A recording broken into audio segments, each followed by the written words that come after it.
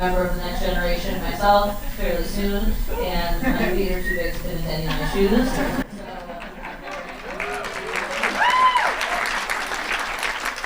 So I asked Twitter if I could wear socks and sandals, and Twitter said yes. And the Theorizing the Web Twitter handle specifically said yes, and so I figured it would be all right. So my name is Molly. I am a teaching artist. I teach theater in New York City schools. I've done it for about 9 years with elementary and middle schoolers.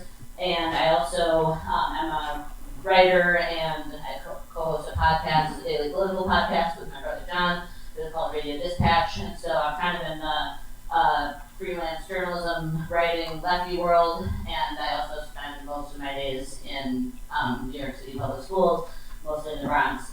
And I really like writing about youth and reading about youth, and I think that right now is a more interesting time than ever to think about what young people are up to politically, and the internet and technology is a huge part of that. So to get into it, I'm going to ask each of our panelists to introduce themselves and talk about what you guys like to write about when it comes to youth, and also kind of what populations you like to write about, so that we kind of know who we're talking about when we talk about your guys' work. So, Crystal, can you start?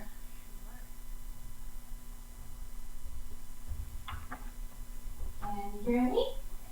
Great. Hi everyone, I am Crystal Abidin, and if you have questions for me beyond the scope or something I said is not clear enough, please feel free to contact me and we'll try to link up. I am an anthropologist. My foci looks at what young people do on the internet on the micro-embodiment level. So beyond looking at what they post on screens, I've had the privilege as an ethnographer to spend a lot of time with these young people to see what they do with the screen to produce the things that we then see off the screen. Some of what I'm going to be sharing today comes off my book. There are flyers at the reception. Please forgive my self-promotion 1 minute into this. With a discount code, so please help us out with that. Signposting a few things I work on. So I generally study young people's relationships to internet culture in relation to celebrity, self-curation, and vulnerability. And I think of the 6 verticals that I work in pairs. So I look at influencer cultures, but also internet celebrity, which is different to me. I look at how mixed-race young people negotiate corporate reality, especially those of them who are not visibly mixed-race, and the types of distress and politics that may cause them. And that feeds back to my work looking at how wedding economies are changing in East Asia at the cusp of modernity and tradition. The third section of my work looks at digital grief etiquette, literally how young people are learning to use technology devices to process their first and early encounters with the loss or death of a loved one. So we may have therapists or teachers or counselors or parents go, my young person is not speaking to me, and I know they're going through a hard time, but actually they are, just not through you in the flesh. They've got their mediums, they've got their people, they've got their devices, and maybe it's also helpful for us to learn that vocabulary rather than trying to squeeze and anxious young people into speaking back into ways that make them more uncomfortable, depending on background. And that leads into my work on vigilante trolling and attention hacking in those economies. I'll only say things on 2 more slides going on, it's okay. These are really quick reflections I've had from a few papers, really great panels from this morning, and I want to decouple a few concepts, hopefully as threads that we can pick up on later on. So first, I've been speaking a lot about the idea of influence, not just influences, but influence of platforms, of companies, of algorithms. But I think that we tend to always couple influence and aspiration. Something positive, something to emulate after, when that does not have to be the case. Influence here really I want to think about as stickiness, something that attaches to a concept and then refuses to die. May not always be aspiration, it could be negative publicity. So in that vein, visibility is also not always linked to glamour. When we think of visibility, the default image is of a pristine, perfect influencer who's in high fashion on the beach with 6 packs. But visibility can also be about trauma. Visibility can also be about racism. Visibility can also be about network flows in which I am super visible, but someone else down the chain reaps benefits of this. We talk a lot about authenticity, and we tend to think of the authentic as the backstage, something that you think I'm secretly revealing to you, showing more to you than the persona I put up here. But But really, depending on the vertical or the group of young people we're looking at, authenticity can mean so many things and nothing at all. For example, it can be coupled with commonness, whether it's monetized, it can be coupled with disclosure, it can be coupled with vulnerability. But I like to argue that authenticity in itself is not a static quality. Even that in itself is a performance. To convince you that I'm comfortable here and confident, I have to look that way in my seat. To convince you later on at beer that I'm confident and comfortable in post-keynote, I also have to comport my body in a certain way to convince you that I'm comfortable and off stage, right? So all forms of authenticity are performances. Celebrity not necessarily linked to commerce. We also see the rise of a lot of very visible entities on the internet who are very hotbeds for value and capital. They may be the originators of these values and these capitals, but they may not be on the receiving end of this, so chains of exploitation. Finally, we've talked a lot about space in the last few panels, whether it's someone sharing a hashtag, whether it's people who perform the same type of activity, and we immediately think that once people share co-presence, there must be some sort of community with coherence, with continuity, but that is not always the case. We have to remember things like social stratification. Also remember that spatialities have their politics, and the kids in the back room in the canteen are not the same ones who are in the front with their air conditioning and spotlight. The final thing I like to say before I go on is a bit about my politics. I tried really hard to find a source of this postcard and artist, and forgive me, I could not, but if you do know them, please send me the link. I don't need a therapist, I talk to my computer, so I firmly believe against the notion of digital dualism. I don't believe that inherently if I touch and see you and smell you, you are more real than if I only see you through pixels and text. I also do not believe that mediated relationships are any less or any less valuable or intimate than ones in the flesh.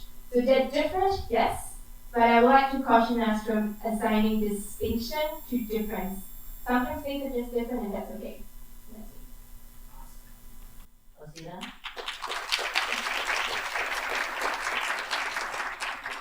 Hi, I'm Osita. I write about politics for Slate. I guess my beat really is ideological change, which has given me reason to write some about campus politics and academic politics. Politicians meeting young people quite often.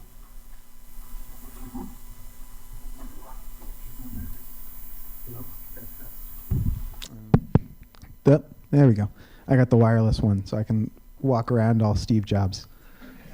I'm Malcolm Harris. I wrote a book called Kids These Days, Human Capital and the Making of Millennials. And so the group I talk about is mostly been millennials, but I don't really recognize any younger generation than that yet. So you're all millennials as far as I'm concerned, even the kids. And that goes into the perspective I'm writing from a little bit, which is when we talk about generations and generational cohorts, usually what we're talking about these days is consumption, because that's the data that is most readily available to us, as well as the people most incentivized to create generational labels are marketers and people trying to sell us stuff, people who employ marketers. And so the ideas that we have of generations have become increasingly based on being a target market for products. And if you go back, you don't see this nearly as much. The baby boomers is about their demographic change. The greatest generation, which is really good generational marketing, that's about them changing the world, found the foundation of the modern republic, all these really great World War II stuff. And then you get into millennials, and Gen X, which are terms that are made by marketers, made by branding artists. And now we're in the midst of a serious struggle to name the next generation. You might have heard Gene Twenge, who's one of the leading authorities, wants to call them iGen with the lowercase I, like the iPhone. Coincidentally, that happens to be the name of her consulting firm. And so in the world of generational analysis is full of hucksters and marketers and hacks, and no offense. And so trying to use those same tools for different ends is my project. I'm a Marxist. I'm writing from a Marxist perspective, which means that the relation between the ownership and the laboring classes is the key function that I'm looking at in terms of definition of generations. It does not mean that young people are the proletariat and baby boomers are the bourgeoisie. That's not how a Marxist frame works. Just to clear that up early. So I hope we're going to have a chance to get into that a little bit more. But the thesis of the book is that the expanding rate of exploitation, the divergence between production per worker and compensation, that gap opens up around the late 70s, early 80s, and that more than anything is what constitutes this young people today and the young people's experience today.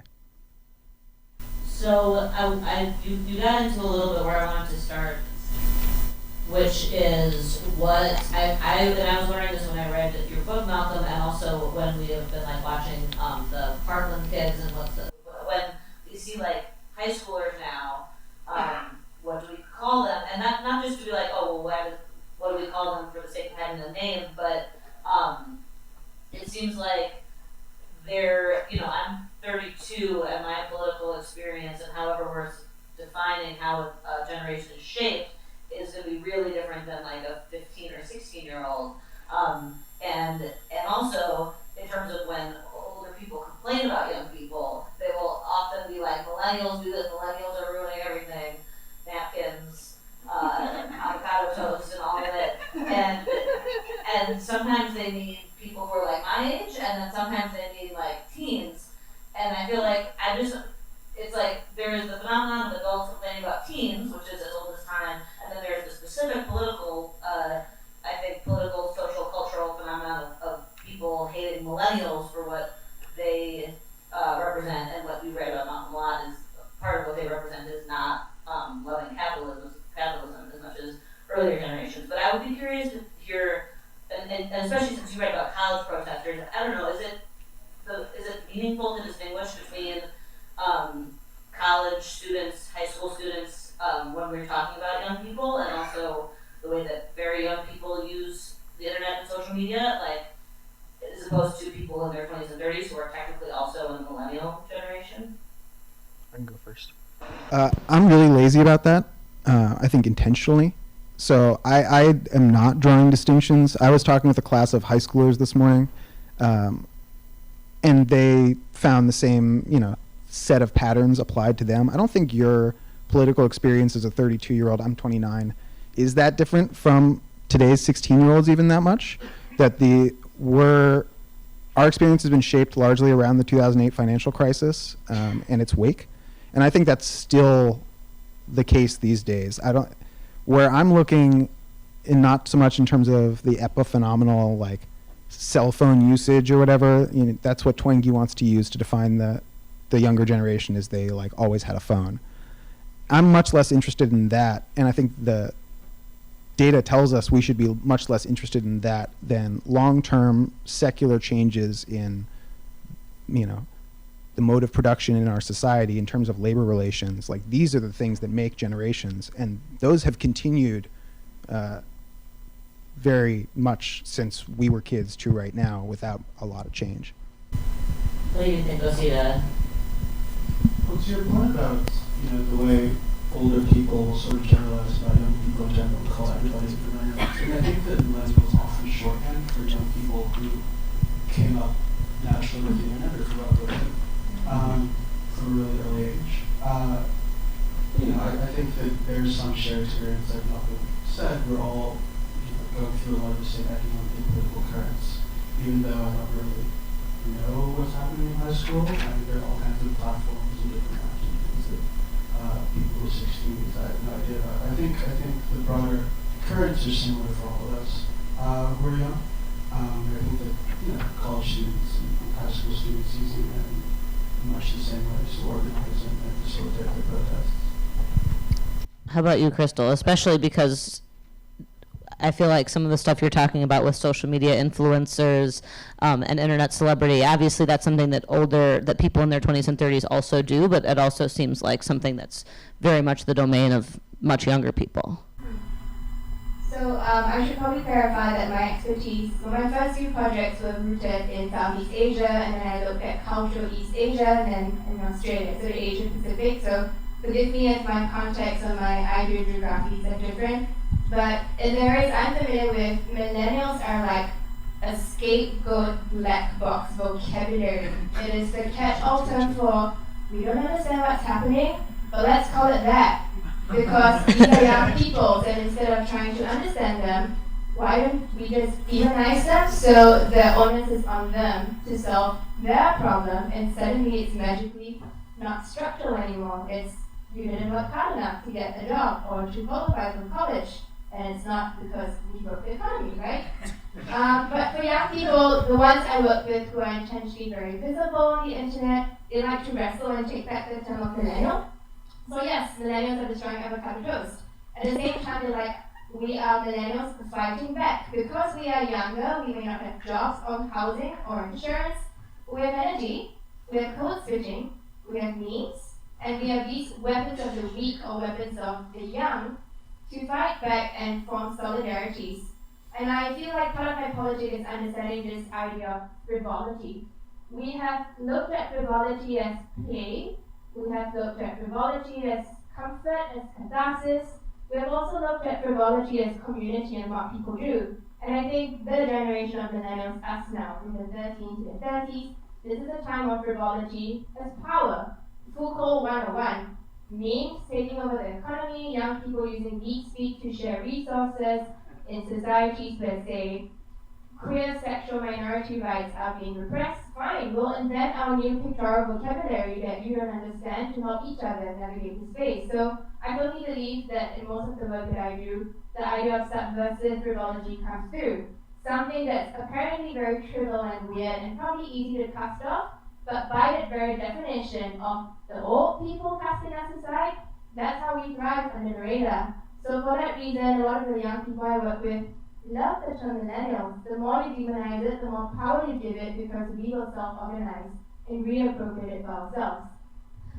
So to stay on you, Crystal, something that I want to talk about with influencers. So maybe you explained it really thoroughly. I also feel like this is one of these things that I feel, it makes me feel like I'm like, I don't totally understand what's going on Instagram right now in terms of like how people relate with brands and what what influencer culture is. And so I want to hear you just kind of explain what you mean when you talk about influencers. Who are you talking about? And also, what does that mean for young people's relationship with capitalism? Because so much of the Instagram content is like branded content. And it seems like young people are generally more and more anti-capitalist, but at the same time on Instagram, things are so, as you've written about, it's so much about presenting a brand and often being, literally creating sponsored content, right? Right. So influencers, for the uninitiated, they are the epitome of internet celebrities. So there's a wide spectrum of internet celebrities. We know them from memes to people who go viral as the face of a thing to someone who's just in one viral YouTube video.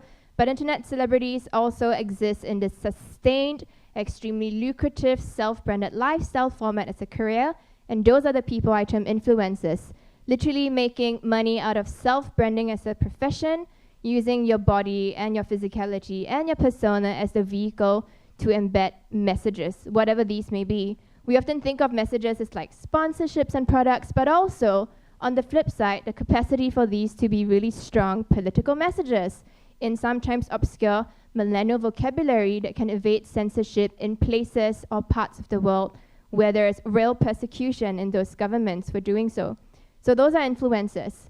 In the most extreme form, you are right, especially in the black box that is Instagram. It's very lucrative for a certain type of young person who obviously conforms to an ideal type of body, skin color, gender, sexuality, so on and so forth. There is a visibility politic there, for sure. But at the same time, there are a lot of other influencers who are using their platform in various ways.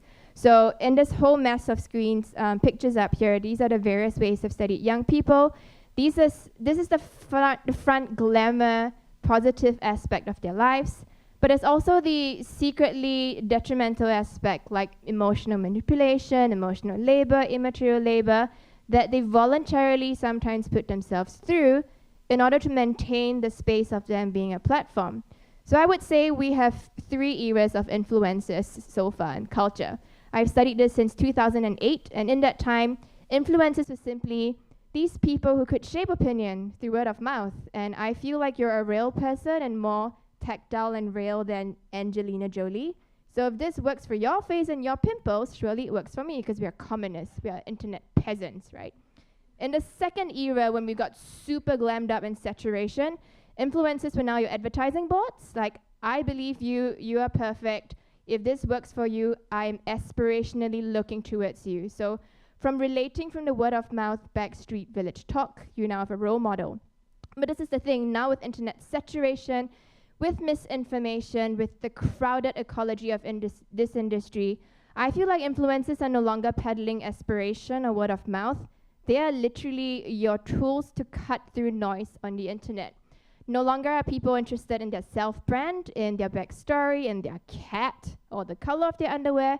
Literally, what influencers are being used for today is their ability to wade through the noise, either through scandal, shame, a viral video, and then put out your message to the masses of people who are just too overwhelmed with all the content. So in relation to capital flows, this, to me, in my observation, was an organic process to the way algorithms and platforms are changing, but also in the way that a lot of these businesses were inserting themselves into the value chain as middlemen and then taking all the profits along the way wherever they can. So I feel like this is the way very savvy young people fight back, by changing the directions of the flow, by innovating new spaces of vocabulary and then saying, we're the only people who can speak to these people in our language, so put us back into the production chain. So that to me is their way of performing subversive frivolity. So to connect it to some of what you've written about, Osita, you had a piece recently after the March for Our Lives march about the way that it was organized, and the headline was along the lines of the March for Our Lives was a masterclass in identity politics, and to talk about the what's going on with the Parkland kids activism more generally, it seems like the intersection of student activism, student protest, and how that plays out on the internet is a huge aspect of if we're talking about any kind of political protest right now.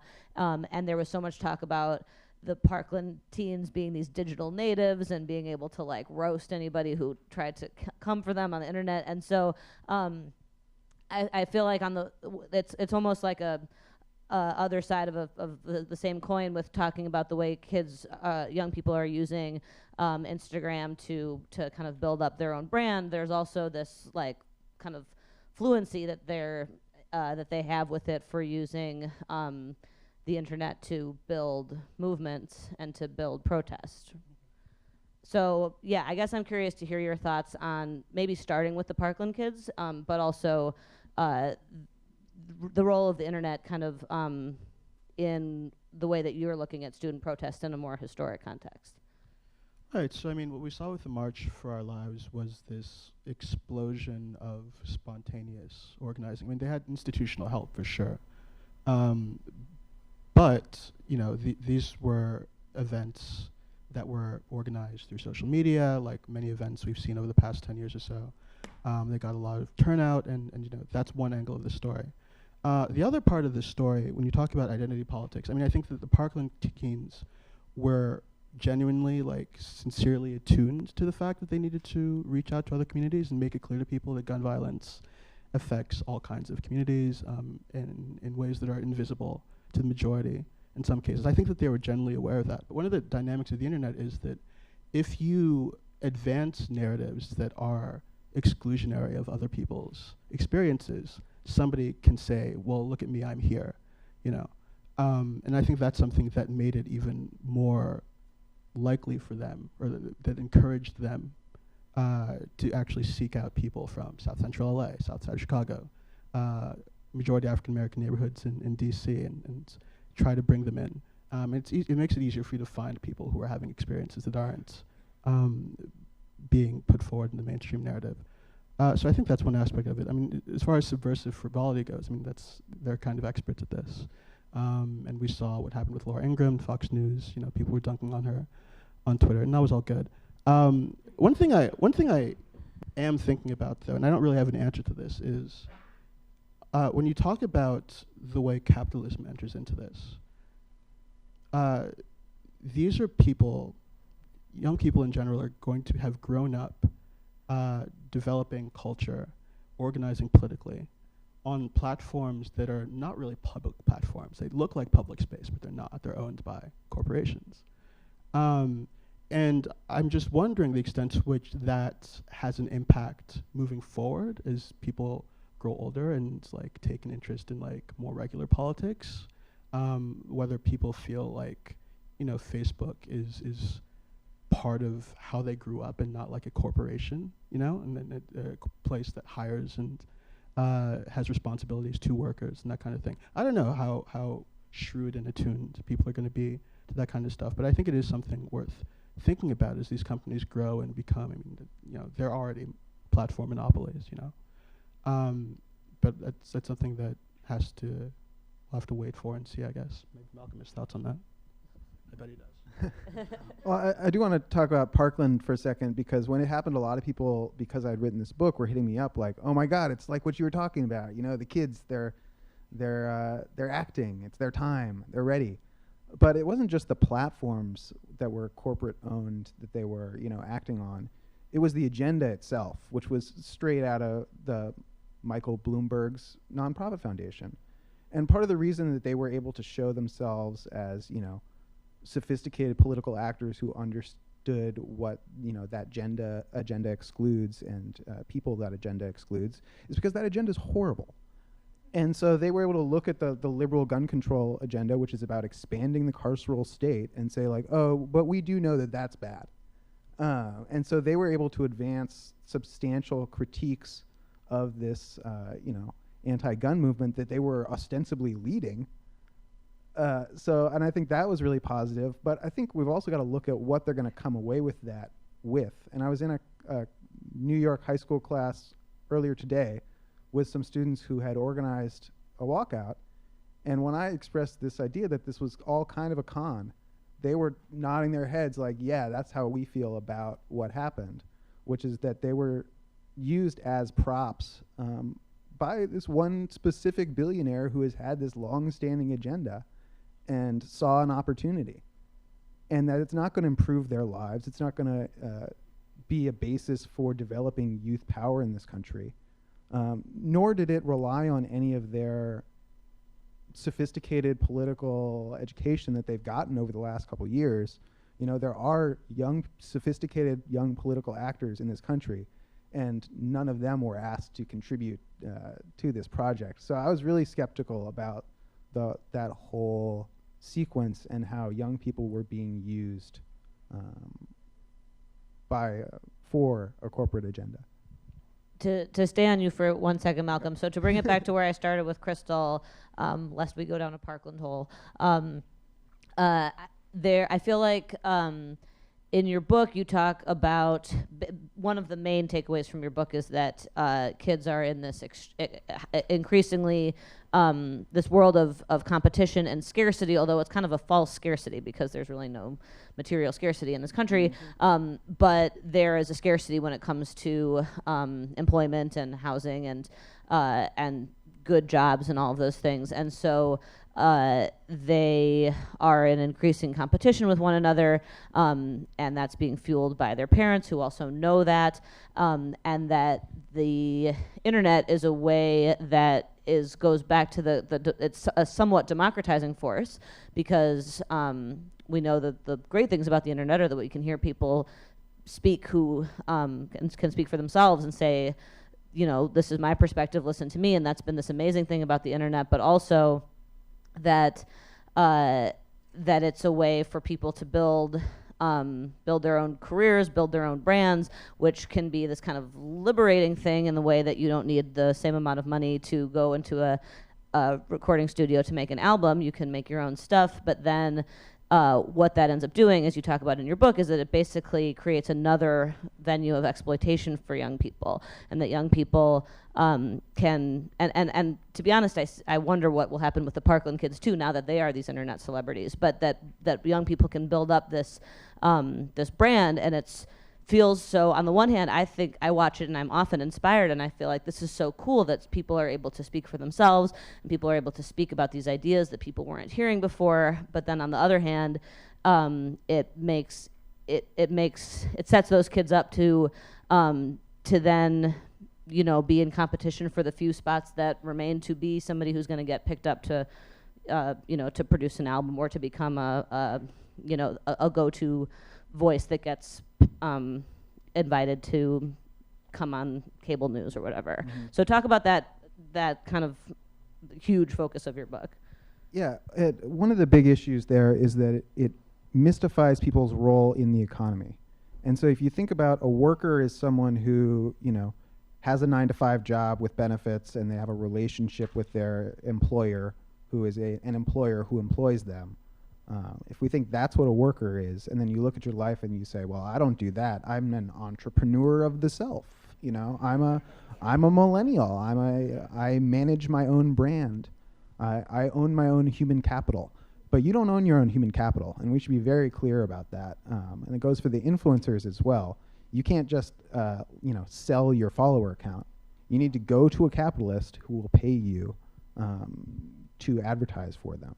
I've gotten this question when I was talking at Harvard. There was a really conservative student who was really hyped to like ask this question about, like, you say you're an anti-capitalist, but you're like selling your thoughts to a capitalist publisher who is publishing that and selling them in America.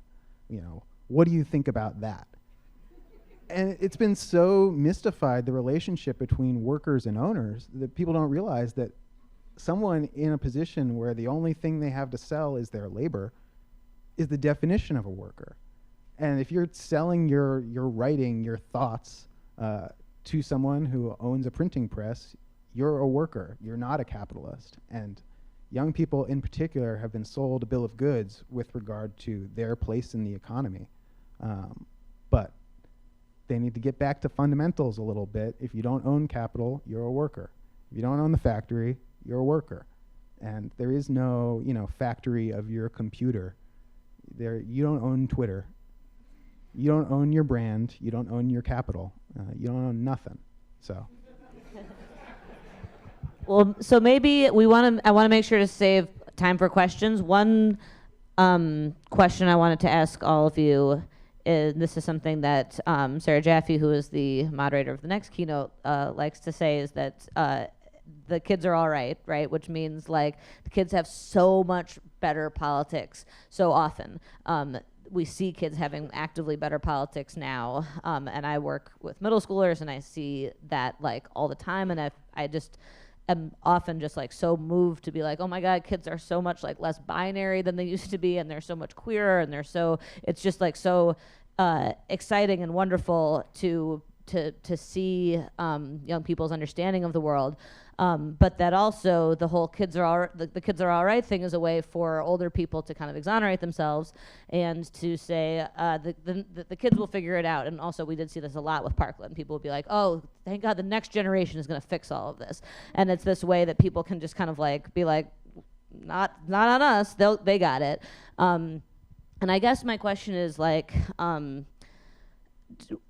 what are each of your thoughts on what inspires you about young people, and what do you feel like is, like, really great? I feel so optimistic when I think about young people, but also I feel like Malcolm does not feel that way. And so, not that you don't feel that way, but it's more complicated than that. That we can't just look at young people and be like, oh my God, they're so great, they've got it. And so I guess I'd like to hear each of your thoughts on kind of what inspires you, and also what challenges do you think that they're facing that we really can't, like, gloss over.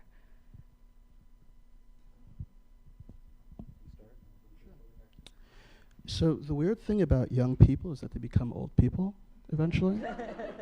And weird things start happening when you turn into an older person. Politically, this has been the case for many, many years. So I don't know how far we can predict based on, what current political attitudes are. Although I do think that on questions of social politics, like the swing that's happened is going to hold. Like, we're not going to go back on LGBTQ questions and race questions, I hope. We'll see. But I think it's the next generation cannot fix climate change, right? Like that needs to happen now. And there's a whole set of problems that if you just sort of foist them upon people who are coming up, you're really abdicating, obviously, a lot of responsibility. And it's how problems remain in place. I mean, people have been hoping that the next generation will fix like the problems with contemporary capitalism for a long time. And it seemed that way. Like in the 1960s, people thought, wow, these guys are going to grow up and smash everything, and they voted for Reagan, I would like to be optimistic, but I would be a lot more optimistic if there was more happening now. But I do think that on a lot of important attitudes, the kids are all right. There is a group of survey results that was released by Pew yesterday. They do this annual survey of American attitudes on political life. It showed that across all kinds of questions about political norms, young people were like less into the maintenance of certain long-standing principles, like, it's important that we should shake hands and are polite with our enemies, and decorum and all. Like, young people are not as into that, understandably. I hope that holds. But weird things happen when you start aging, so we'll see. I am going to pretend like I can answer this question through 3 stories, if I may. You can on the one hand say young people are destroying both the economy and avocado toast, and then on the other hand go, but they're all right, they will fix things, and it's always a very convenient scapegoat, I said again. But at the same time, because of the way this generation has grown up, all of us 13 to 30 and whoever else would like to be in this category, I feel like we have been structurally made to be resilient. And as much as I don't want to be like a weird eugenicist person, the politics of our upbringing, the fact that reading about bombings and shootings is an everyday milieu, it's not the one phenomena of the year that you look back on, it's a weekly event. This conditions you and forces you into exercising resilience whether or not you like it. For many young people, this is a burden that weighs at the back of your mind. For other young people who have resources, who have the literacies, maybe who are even angry enough to mobilize, this resilience from this type of structural inequality breeds very beautiful and productive things. For example, some of the influences that I love talking about are those who have made their personal super political. Troye Sivan is a YouTuber from Perth, where I live, who started out as a 5-year-old boy with a great singing voice. So at first he was on the internet because his parents were recording him and he was selling the label of his voice. When he came of age, he decided to make his milestone coming out video, which of course changed the way in which many people related to him. At that time, because it was still not yet chic to come out on Facebook, on YouTube. Now, like, if you don't have a coming out video on YouTube, are you even a real YouTuber, right? But in his time, it was still a risk, and he felt there was a responsibility to show what he felt was an authentic self between his brand and his life in his bedroom. So he did that. But he never stopped being an influencer. In that second row of videos you see, he's engaged in very specific forms of social activism, yes, with commerce, because it's labor to be paid, but just because influencers are paid for their labor doesn't mean they're sellouts. It's a different form of literacies, a different form of education, a different form of even science communication to get an idea across to you in a 2-minute video, whether it's blowing up a condom and then in 2 minutes teaching you how to have safe sex, or talking about your first pride experiences. But with every good thing in life or on the internet, there is this seedy underbelly, and I'm not going to name the number of the rule in which this categorizes something like Reddit. But Also, when young people start to fight for the same resources, we have the phenomenon of competitive one-downmanship. If I cannot compete with you in the prestige economy to be the best and the most successful, let us compete about whose life sucks more, and let's fight for who gets more pity or who is more vulnerable. And then all of a sudden, something as strong as Crenshaw's idea of intersectionality becomes commodified. I deserve more airtime because I have X number of identity markers that puts me in this special box, so put all your resources on me. I'm not saying that this is a bad thing, and I'm saying it's a very interesting and natural knee-jerk response into being cornered to fight for space and voice and visibility. But at the same time, those of us who are up in the hierarchy have the responsibility to try and figure out the commonalities we have to build allyship. And I think young people like queer YouTubers are doing that very well. I'm going to lie and tell you 2 stories instead of 3 because I've been hearing my voice for a long time and that's a bit weird. In a special place, and special being code word for a place with strong censorship, strong government ideologies, still very conservative in that same-sex partnerships are not legalized, but same-sex acts can put you into jail. Influencers in these parts of the countries in Southeast Asia have to innovate with how they push out messages, how they do self-expression, and how they do activism. My favorite examples in the 2 bottom screen grabs. They are Muna Herzi Official. I'm happy to chat with any of you who would like links to them. They are a micro minority in terms of gender, sexuality, race, ethnicity, religion, and language in a country called Singapore that's only like 5.5 million strong. So for a tiny country, they're a minority, and within their demographics, they're a micro minority. Instead of going out there and causing trouble and then risk being thrown into prison for sedition laws, because that is a thing and a reality in many Southeast Asian countries, they play with the idea that because people just think we're young people performing on the internet and producing content, I'm going to be super Lady Gaga-esque and subversive in my videos. I'm going to congregate in groups of more than 5 or 7 after 11 p.m. that could get me thrown into jail and document it in a video and put it on YouTube. But if anyone comes for me, I have plausible deniability to say this is just entertainment. If you do not have back literacies and backstories to see the symbolism and how these parody Beyonce videos, how this parody Nicki Minaj videos, if you're not in tune with the pop cultural references, the social justice vocabulary, I can very easily say, oh, I'm sorry, plausible deniability, all of this was entertainment. Safeguarding myself, safeguarding my community, at the same time maintaining the layers of subtext that I have to my people that I'm responsible for. So yes, I feel like young people are very resilient, but the best of the lot, best meaning being able to channel this productively, are also super angry, but angry enough to portray this eloquently that they know how to protect themselves while pushing out a message like these people. Okay, I'll be quick so we can get to questions. I am optimistic about the next generation, despite what those of you who may have read the book may have concluded from the book, because I don't put my optimism there at the end because it would probably get me in trouble, which is that I'm not optimistic that we are going back to the Fordist bargain of the 20th century between capital and labor. That's dead. It's not coming back. It's really not. What I am optimistic is that history is not over. And to see ourselves currently in the midst of history is to understand that the social system we have now is not forever. The economic system we have now is not forever. It's contingent, it's limited, it's even young as far as humanity goes. And that things can still change and we can still make things change.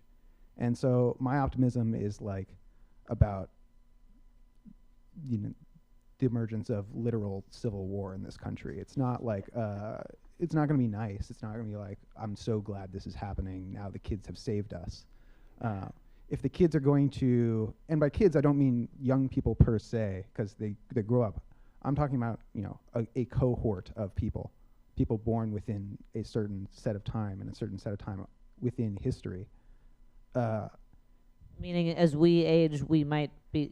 You're. No matter what happens to our generation, you want it to be us, well, even as we get older. I'm talking. Yeah. And and it's not about being young. It's about being born when we were born, under the circumstances under which we're born.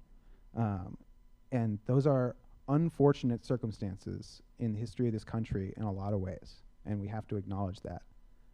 At the same time, it might be the end of the story of this country, which would be really fortunate from my perspective.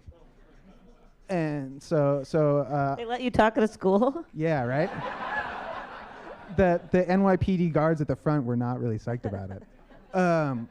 But and I mean this like not being like coy or jokey or whatever. Like, these are serious questions. We are in the midst of existing social war right now. We are losing by the day, but I don't think it's over. So I think we can take questions from that. With that, let's open it up to questions, please.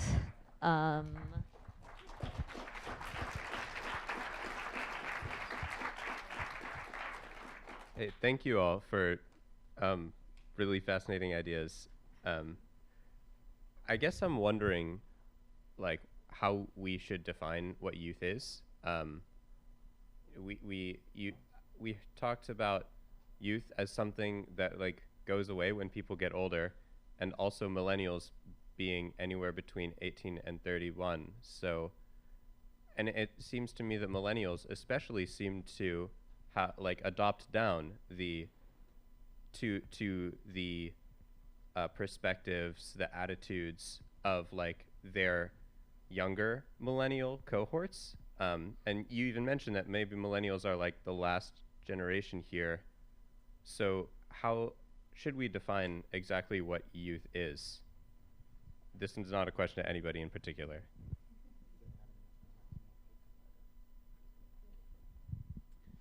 I don't know. Sorry. Well, I have like two thoughts. Age categories are weird. I mean, what we consider like the teenager today, right, was not always a thing. It was shaped by like industrial capitalism and the certain changes in the economy. And I think that that's almost what defines what youth is, right? Like, young people don't really own anything, I think would be one good way of describing it. I don't own anything. Like, I'm $70,000 in debt, actually. I have like a negative net worth. Older people are generally not that much. I mean, they have debt, but they have property and different things. So one way to think about youth is just precarity, insecurity, especially now, given the kinds of trends that Malcolm has written about. But it's always sort of been like, if you're a young person, you haven't really found solid footing in the world yet. I think that's been a constant for some time, and becoming older is a process of establishing certain bases for yourself. I have two keywords. I don't actually know what is going to come out of my mouth, but let's try. I feel that young people as a category assigns them liminality, where it's okay to just be. And if you cannot emerge from your cocoon to be a butterfly, stay in there for a little while more, even if this means you millennially are a young person up to age 35, according to the UN. So that capture or that basket of liminality does have its benefits. Of course, it does exist because of structural inequality in which young people cannot cross over into legitimate adulthood with all those markers: debt-free, proper education, jobs, so on and so forth. But I also think that liminality gives us time to figure things out, or to hide until we can figure it out, or until the world changes, if it does. The second phrase that is coming to me that doesn't really make sense yet is the idea of a safety valve. As a young person, you do get scapegoated for a lot of things for your age, even if a lot of it has nothing really to do with age connotations like maturity or development or intellect. But at the same time, it's a good safety valve because you get to affiliate yourself with the younger cohort downwards in the age gap, and that shields you and protects you from layers of responsibility when convenient. I know this sounds mean, but it's true. We do use this productively to our end sometimes. So safety valve and liminality. I said things. Thank you. More questions? Any? Okay, you there. Hey, Molly. For Crystal, I got a little story that I would love your thoughts on. I was working with youth, this guy who had sort of become.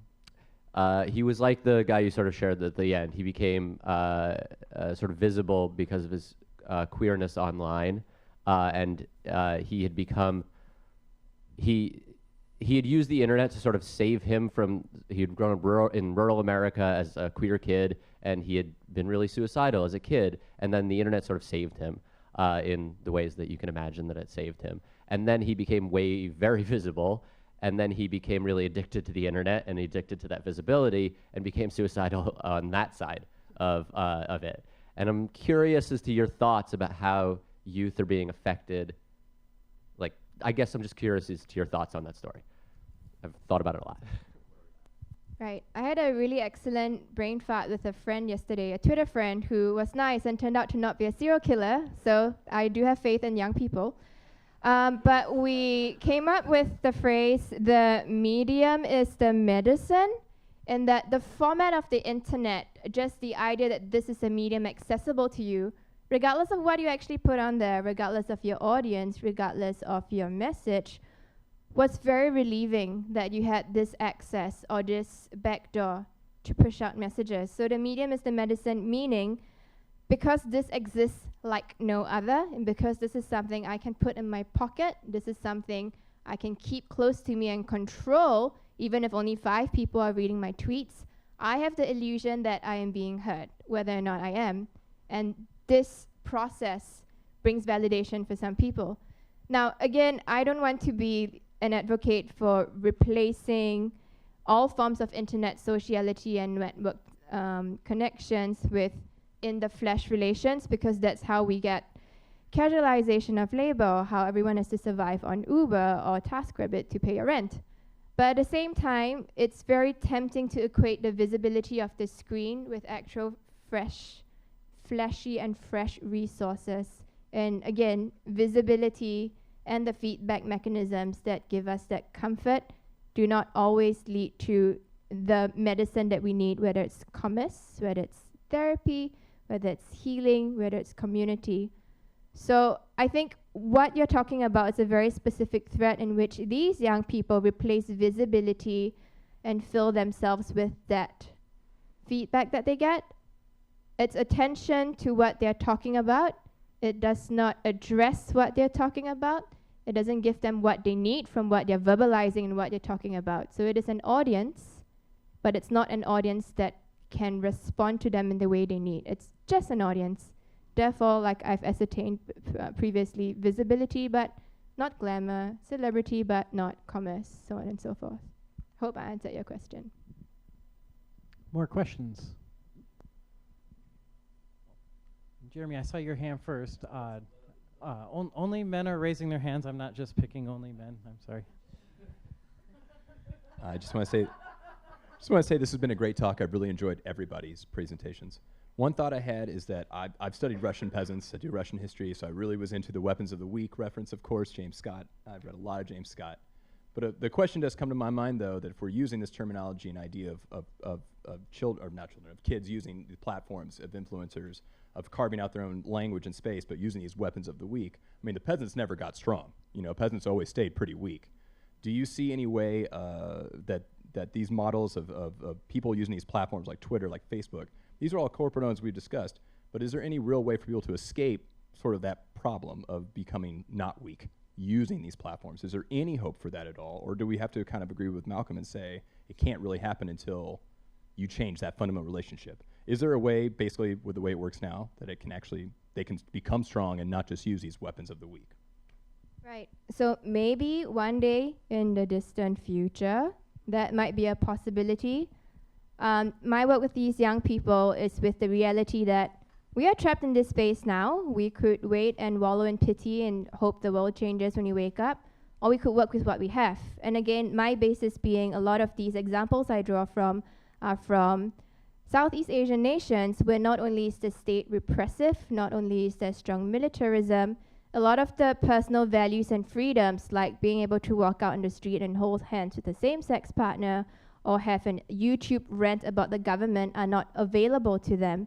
So for these young people, constructing these vocabularies and still relying on the platforms that are inherently part of the problem is all they've got. And they are very happy and content to make do with what they have until the next offer. So I have been asked several times, okay, but is there real change? Are they really changing the system? And my question is, this is not even a question we can ask these peoples because they are not at the level of this privilege. And I would like to focus on the fact that they're making the best of what they have to reach the next step rather than throw them the ideological question that would then paralyze them from activating or organizing at all.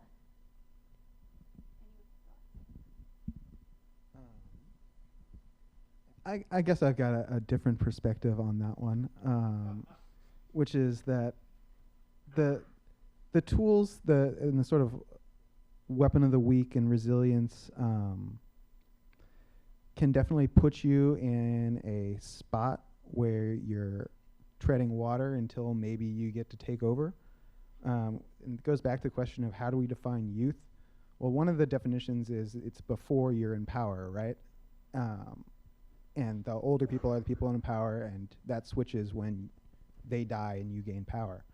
I saw some report about inheritance and millennials, that millennials are going to get really rich when the older generation dies. The problem is with life extension and stuff, that's going to be when we're in our 60s. So maybe that's when our youth is over, is when we're in our 60s, right? And we can tread water and live in tiny houses, which the idea that we should desire to live in tiny houses is ridiculous. It just means that you should want less space. You should want less. And we can live with that, as a cohort indefinitely. It's probably true. We could live on less and will continue to.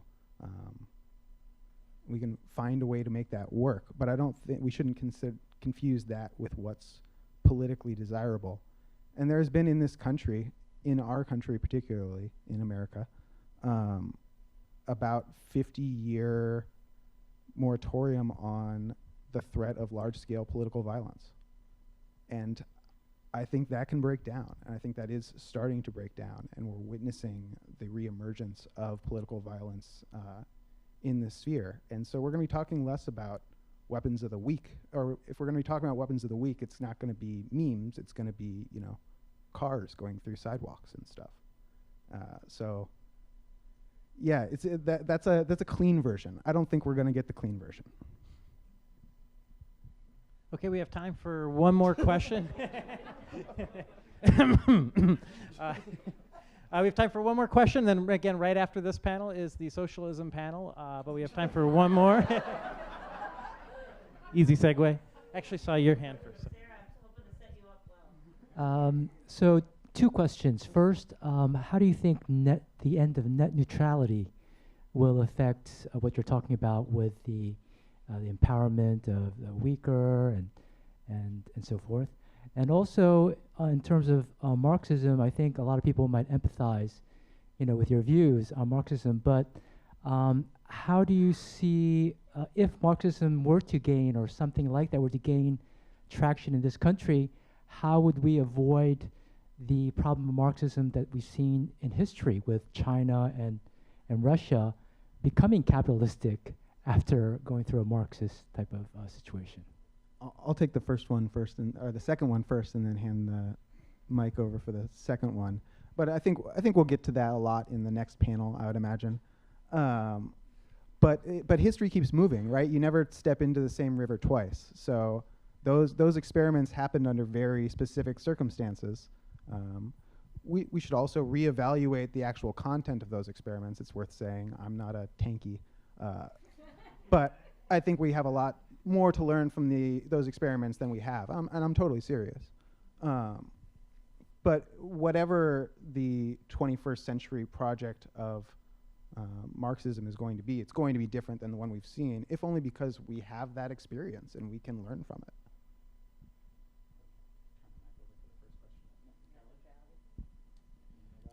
I don't really think net neutrality is going to affect whether or not we enter some sort of violent revolution. I think if that's going to happen, they're going to probably blow past whatever net neutrality means and do it. But to this larger question of the extent to which we can expect large-scale political violence or upheaval, I mean, I don't know. I don't know how the weak become strong. It's something people have been trying to do through existing democratic institutions for a long time. People like me are sort of naive, eternal optimists. The idea that eventually, if you get enough critical mass of people who are weak, you can do things to change institutions in a way that allow you to actually implement things that you want. But I don't know if that's true. It's just sort of a vague hope. There's a lot of evidence that it doesn't work out very well. So I don't really know. Maybe the solution is to send Facebook invites to the revolution. I don't know. But we're going to find out either way. I think that we will let the socialist panel get ready. That panel is going to totally rule. And I'm so glad that I got to talk with you three, Crystal, Osita, and Malcolm. Thank you so much. Thanks.